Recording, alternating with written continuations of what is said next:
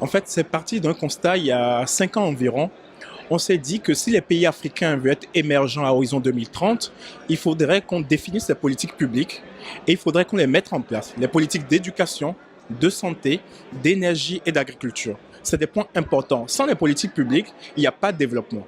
Donc on s'est dit que pour qu'on parle de développement, il faudrait qu'il y ait tous les acteurs de ce développement. Donc il faudrait qu'il y ait les gouvernements, les entreprises et la société civile.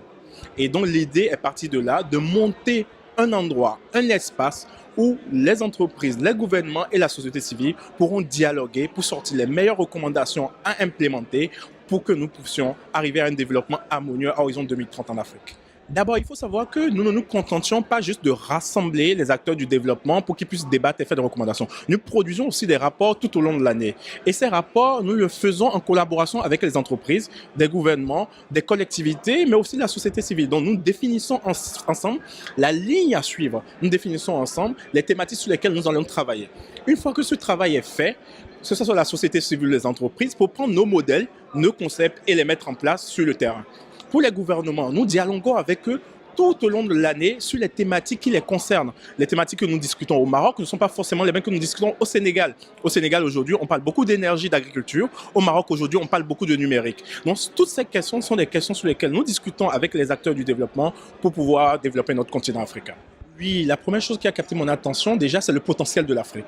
On est tous d'accord aujourd'hui que l'Afrique a un potentiel énorme et qu'il y a une flexibilité pour pouvoir faire les affaires en Afrique. Ce qu'on demande aujourd'hui, c'est de créer les partenariats entre les pays africains, entre les entreprises africaines et les autres entreprises dans le monde entier.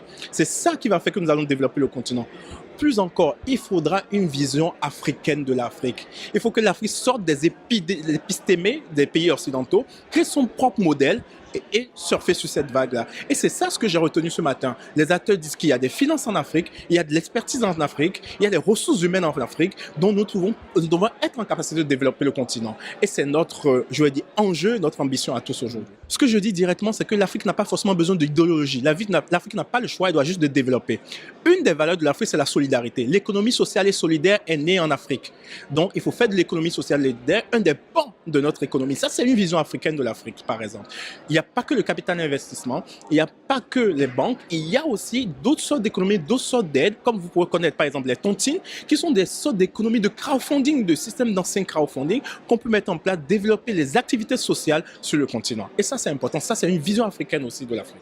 Je veux dire à toute la jeunesse africaine qu'il faut vraiment faire confiance au continent.